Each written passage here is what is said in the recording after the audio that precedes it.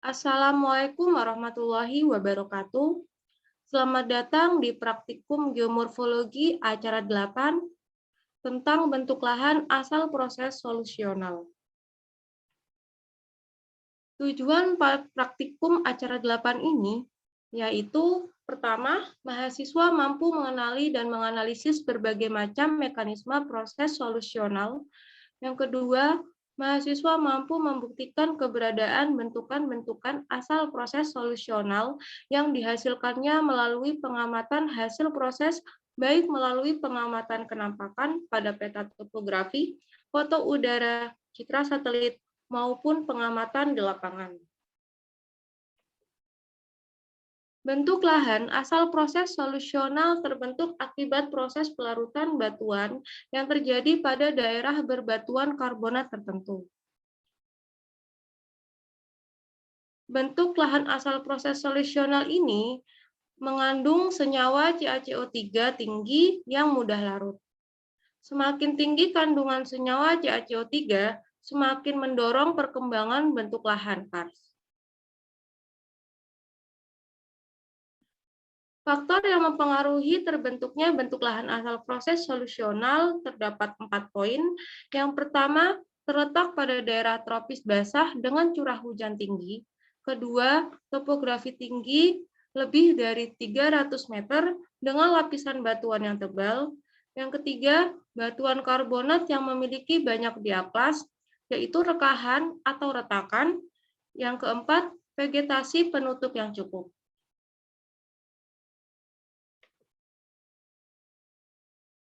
Ciri-ciri pada bentuk lahan asal proses solusional ada 3. Yang pertama, terdapat cekungan tertutup dan atau lembah kering dalam berbagai ukuran dan bentuk. Yang kedua, tidak terdapatnya drainase atau sungai permukaan. Yang ketiga, terdapatnya goa dari sistem drainase bawah tanah.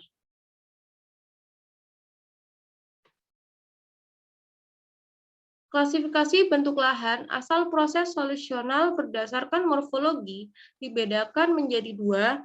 Yang pertama endokars, yaitu terdapat di bawah permukaan tanah atau lorong gua dengan ukuran, bentuk, dan pola yang tidak menentu. Di dalamnya sering terbentuk ornamen gua pada atap maupun dinding gua. Contohnya seperti gua bawah tanah, stalaktit, stalagmit, kolom, korden, dan sungai bawah tanah.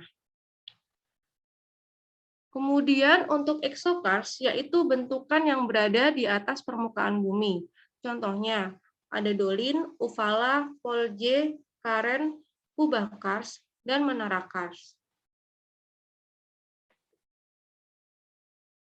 Klasifikasi bentuk lahan asal proses solusional berdasarkan hasil proses pembentukannya dibedakan menjadi 2. Yang pertama, bentukan positif, yaitu bentukan asal proses solusional sisa atau residual. Yang kedua, bentukan negatif, yaitu bentukan yang berada di bawah rata-rata permukaan setempat sebagai akibat proses pelarutan runtuhan maupun terban. Selanjutnya, contoh bentukan negatif. Yang pertama, polye. Polye merupakan ledokan terbuka yang luas dan memanjang yang terbentuk akibat runtuhnya dari beberapa gua dan biasanya dasarnya tertutup oleh aluvium. Yang kedua, dolin. Dolin merupakan bentukan depresi atau cekungan tertutup yang terbentuk bulat atau lonjong dengan ukuran beberapa meter sampai 1 kilometer yang terbentuk akibat proses pelarutan. Dolin termasuk bentuk lahan kars berskala sedang. Yang ketiga, kokpit. Kokpit dapat dianggap sebagai uvala atau dolin majemuk yang berbentuk bintang, karena kokpit merupakan beberapa yang tepi atau sisi-sisinya saling berhubungan atau bergabung. Gabungan dari tepi-tepi dolin inilah yang secara planar atau tampak atas membentuk bentuk seperti bintang. Yang keempat, uvala. Uvala merupakan bentukan cekungan yang berasal dari gabungan beberapa dolin yang terbentuk pada stadium perkembangan kars agak lanjut. Ukuran uvala berkisar antara 500 sampai 1000 meter dengan kedalaman 100 sampai 200 meter dengan ukuran tidak teratur.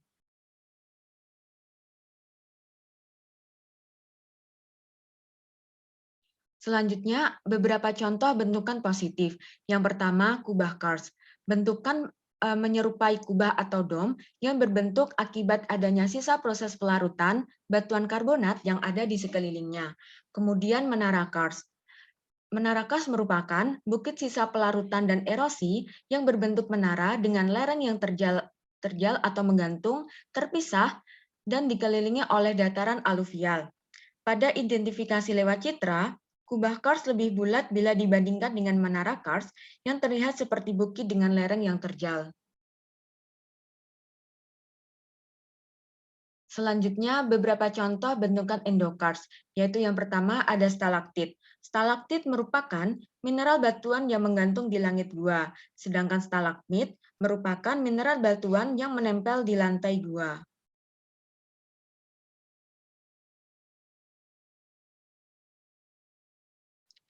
Langkah kerja praktikum geomorfologi acara 8 itu yang pertama, mengamati peta topografi, peta rupa bumi, foto udara, atau citra satelit di wilayah Kars. Asisten telah menyiapkan 20 citra sehingga masing-masing praktikan akan mendapatkan satu citra. Yang kedua, mendeliniasi bentuk lahan asal proses solusional. Yang ketiga, melakukan layout hasil deliniasi pada hasil praktikum pertama. Kemudian yang keempat, membuat tabel hasil pengamatan dari peta topografi, peta rupa bumi, foto udara, atau citra satelit di wilayah Kars. Yang kelima, menggambar masing-masing bentukan exokars dan endokars masing-masing 3 yang saudara ketahui.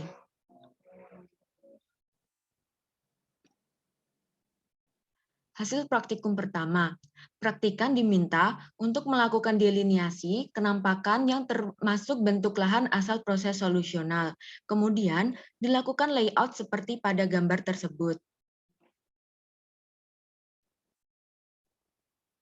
Hasil praktikum 2, praktikan diminta untuk membuat tabel hasil pengamatan dari deliniasi citra, minimal 4 kenampakan. Kemudian, dilakukan pengisian tabel seperti berikut dengan tambahan aspek geomorfologi.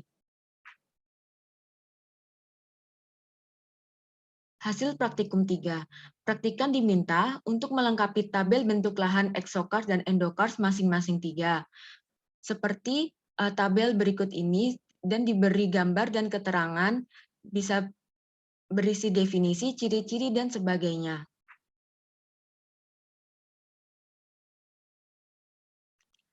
Demikian praktikum geomorfologi acara 8 kali ini. Apabila ada pertanyaan, bisa ditanyakan ketika praktikum bersama asisten praktikum masing-masing. Terima kasih.